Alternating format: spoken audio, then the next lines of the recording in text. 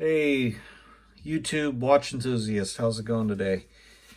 I got in the middle of this video that I've been doing for this Rolex SeaDweller here. This is a 2014 to 2017 SeaDweller reference number 116600. Transitional SeaDweller that came out for just barely 2.5 years.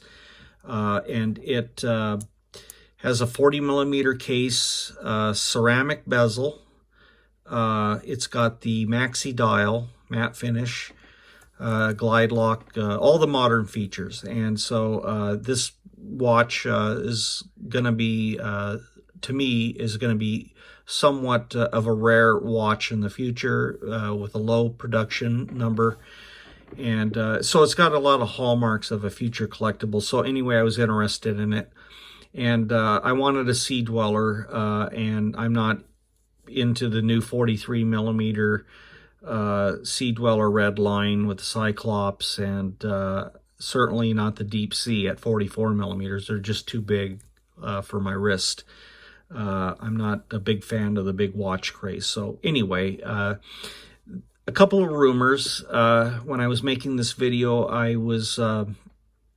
had been reading about all the guesses and predictions, or whatever you want to call them, about Basil. Rolex is going to release at Basil this year, and what they're going to upgrade, etc. And a couple of rumors that I've been hearing on the watch forums. There's quite a bit of chatter about it. Now, one that everybody can agree upon is the new movement. The Submariner is due. It's just the kind of incremental small step that Rolex does. You know, they've been upgrading their sports lines with that new movement. The one that's in the GMT, the 70-hour power reserve and all that. So, you know, I'm in the market for a 2020 Submariner, and I just took that for granted that that was going to happen. But the other rumor is even more interesting to me, and that concerns the recontouring of the case and getting away from the maxi case that's on the current ceramic Submariners. Mark Goldberg on YouTube, he released a video a day or so ago, and he's discussing these rumors, and particularly his was one of the few videos that I've seen that's discussed the new recontouring of the case and going with the tapered lugs again.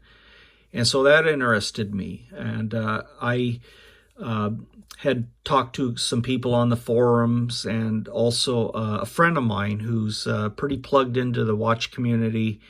And he's made some pretty damn accurate predictions in the past.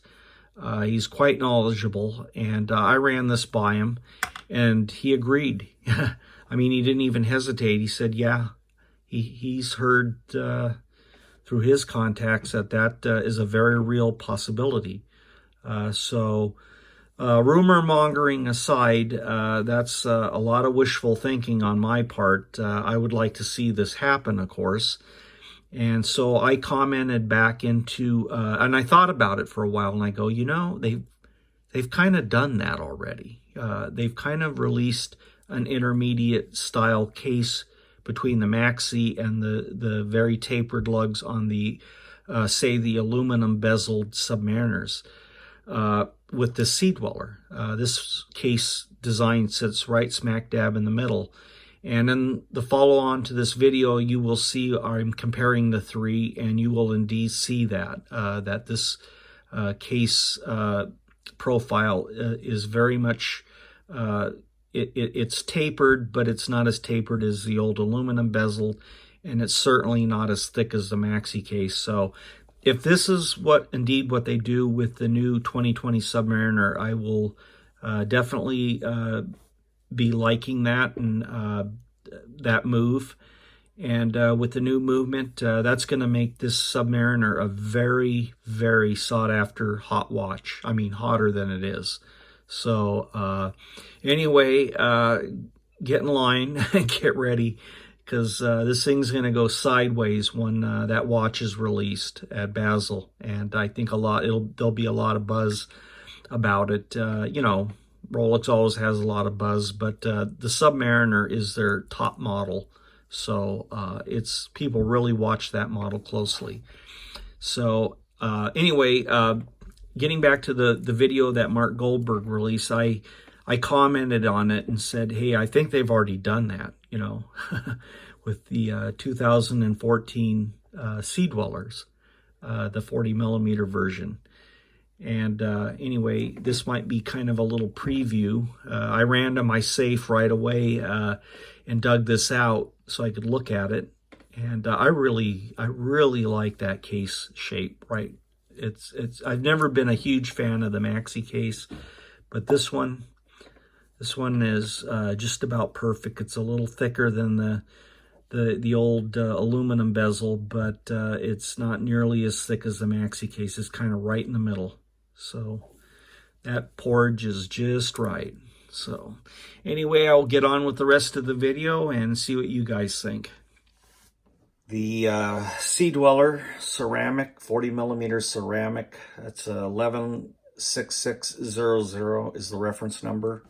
It's kind of a transitional model between the current SeaDwellers, you know, the 43 and red writing, and also the 44 millimeter deep sea SeaDweller. So as far as Submariners go, I guess it's probably one of the last, well, it is the last 40 millimeter SeaDweller before they transition to the 43 millimeter SeaDweller and the deep sea in 44 millimeter.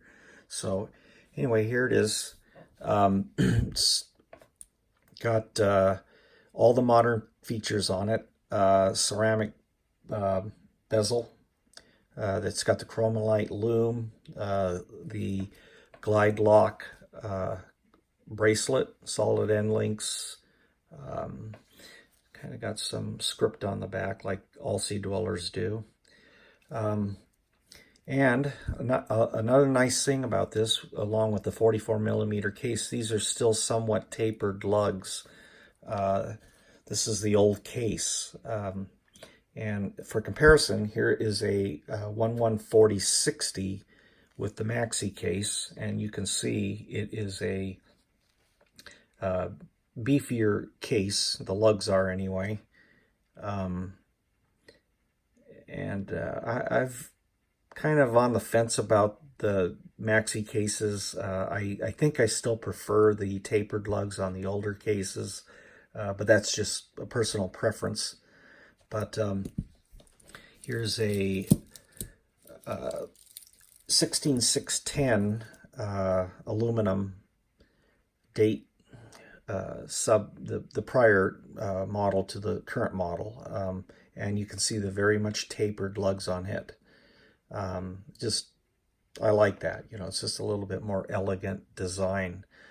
And this is SeaDweller, this 40 millimeter SeaDweller kind of sits in between this and the maxi case. So it's a nice touch as far as I'm concerned.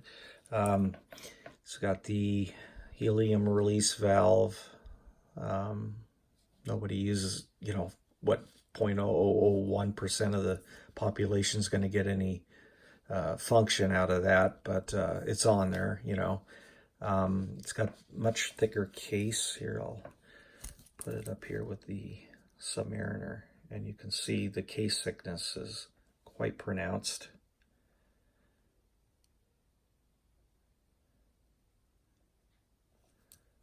You can also see, if you look, the crystal sticks up quite a bit past the bezel.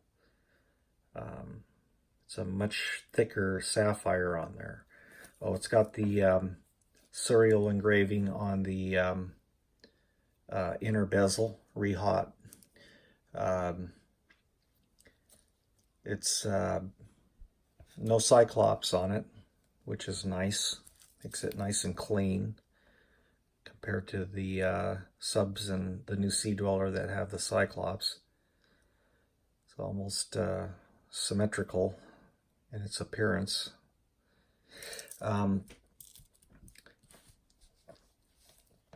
They made this, I think it was introduced in 2014 at Basil, and it was only made until about mid 2016. I remember when it dropped out of their catalog. So barely 2 years and a few months that they made this. So it's a very low production watch. And that's one of the hallmarks of future collectability for Rolex, is that they didn't make it very long. And they phased it out quite quickly when the larger SeaDwellers started appearing, and they went with that. People were demanding larger diameter watches, so Rolex acquiesced and dropped their... they decided to go large on their SeaDweller, right? So I have a 7-inch wrist, so the 44 and the 43 millimeter cases are a bit much for me. So I actually prefer the 40 millimeter. And I think there's a lot of people that are in that boat that are, that might be in the future looking for something like this. They want a SeaDweller with all the modern features, but, they're a lot more comfortable with 40 millimeter for a sport diver. So, let's see, what else? So that was the little comparison for the cases, the aluminum bezel versus the current ceramic sub, and then this 40 millimeter ceramic SeaDweller from 2014. I really like the look of this case design on this watch. I think it sits right in the middle. I think that if the rumors are true and Rolex does indeed do this, I think it would be a great look on the new 2020 Submariner along with the new movement. I think that makes upgrading to that watch a definite possibility for me. I'm in the market, so I am watching closely to see what Rolex does, and it's always interesting to see when the reality meets the rumor, right? So I think that if this does come to pass, I will be definitely picking one of those up. Final wrist shot of the 116600 40 millimeter SeaDweller ceramic on my 7-inch wrist. It really suits me well, I think. I think that if you have a smaller to medium sized wrist, the 40 millimeter case size is the way to go for a diver, a sports watch. So anyway, thanks for watching, and I will see you guys on the next video.